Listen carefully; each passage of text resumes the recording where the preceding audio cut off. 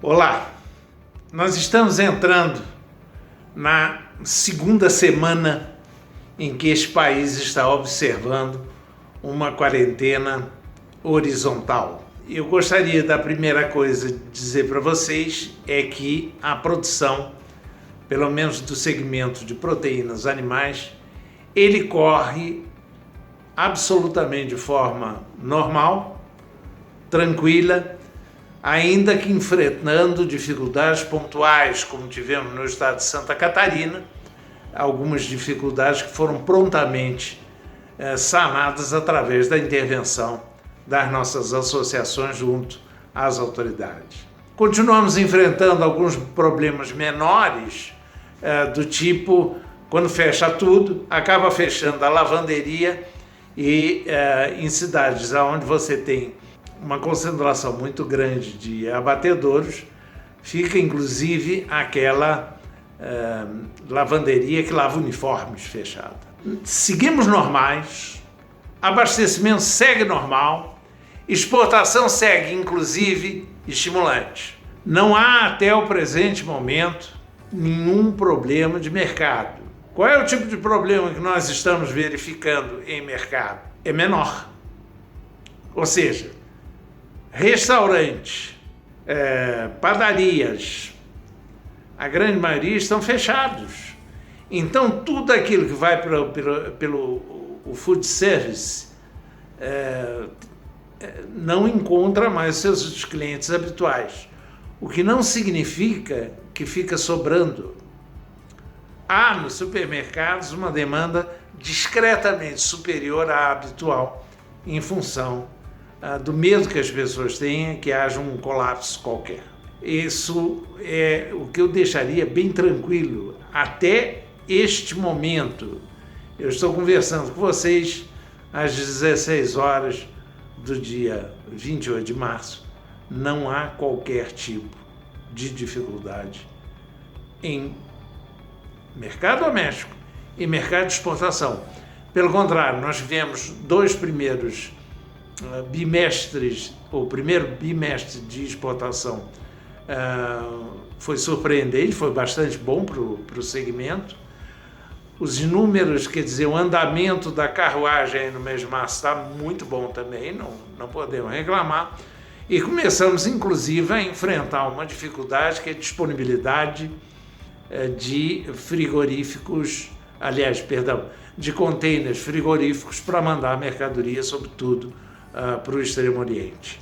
A China, evidentemente, que deu prioridade a mobilizar a sua logística durante o tempo em que ela também teve restrições à circulação de pessoas, concentrou em descarregar os containers para, obviamente, disponibilizar para a sua população aquilo que ela necessitava. E alimentos não é distinto. Então, a preocupação de retornar containers frigoríficos não estava entre as altas prioridades, e hoje nós estamos nesse sentido. Algumas empresas individuais que estão elas mesmas organizando navios para trazerem esses containers de volta ao país e normalizar tudo. Esta é a situação que nós temos no dia de hoje. Nós temos um tsunami atrás dessa onda gigante que é o Covid. O tsunami é o risco de nós termos uma recessão econômica. Eu fico, confesso a vocês, preocupado de que o que acontece com uma paralisação total num país onde nós temos 27 milhões de trabalhadores autônomos, aonde é estimado que a nossa economia informal ela possa representar até 41% do nosso PIB.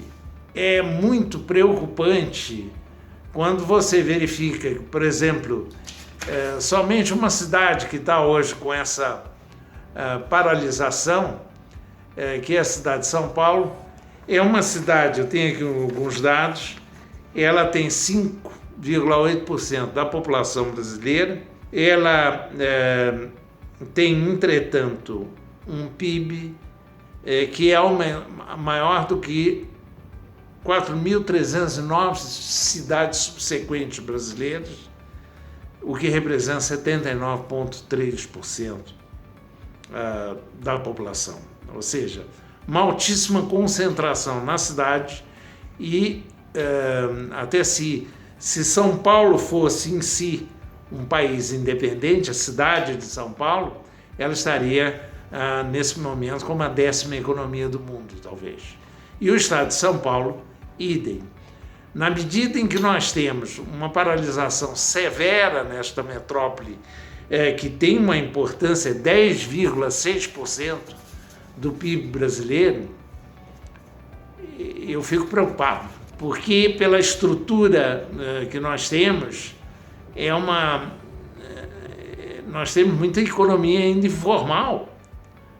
E nós temos a pequena e média empresa representando quase 2/3 dos postos de trabalho nesse país.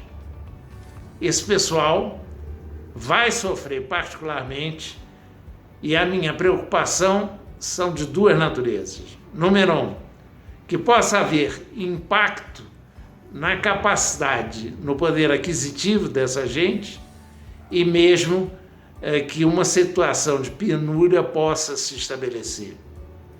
Eu estou abandonando, nesse momento, considerações se nós vamos ter uma crise econômica ou não vamos ter uma crise econômica. Eu já considero que vamos ter, mas de crise a gente consegue sair. Já fizemos isso no passado, vários países têm essa experiência, nós ainda tivemos o privilégio de nunca termos tido o nosso país arrasado por uma guerra. Vários tiveram que reconstruir, ou seja, se dá um jeito de seguir adiante, isso eu não tenho a menor preocupação. A nossa indústria pode enfrentar dificuldades, mas não vai faltar alimento, porque nós seremos capazes não só de produzir, como estamos hoje nos mirando nos exemplos de países que foram profundamente afetados, como é o caso da Itália, onde a produção segue normalmente, não há crise de abastecimento. Há mercado normal e, para isso, há nesse momento suprimento normal. Essa é uma situação que nós devemos ficar tranquilos. Agora, não devemos ficar tão tranquilos se nós tivermos uma série de pequenas e médias empresas que não suportem ficar 14 ou 21 dias fechados. Nós vamos ter essa gente desempregando e nós podemos ter, sim, uma crise social profunda. Nesse presente momento, há uma discussão que, infelizmente, não está sendo conduzida em termos técnicos científicos. Ela está sendo conduzida em termos políticos, em que, de um lado, se defende a medida que vários estados e algumas prefeituras adotaram, que é o de fazer quarentena horizontal, todo mundo fica dentro de casa, salvo os setores que são essenciais. Por outro lado, há quem defenda que se adote uma quarentena vertical. Quem é que fica em casa? Os idosos que nem eu, e todos aqueles que tiverem uma condição de saúde fragilizada por doenças, enfermidades pré-existentes. Se você é diabético, se você tem algum problema respiratório, algum problema cardíaco, você é candidato a ter que ficar em casa para se proteger. E até com a adoção de medidas de evitar contato até com os jovens da sua família, ok? Seria a essência, enquanto que o restante do pessoal voltaria a trabalhar. Só que isso está adotando uma polarização política. E o que você assiste pela televisão é muito, lamentavelmente, triste. Alguns desejando mostrar o o quão bom administradores eles são, e outros tomando medidas que são exageradas, como foi aquilo de fechar a borracharia, restaurante de beira de estrada, fechar a lavanderia, como o caso que eu citei de cidades onde nós precisamos dela para os uniformes que sejam limpos, para que os nossos funcionários estejam mais protegidos.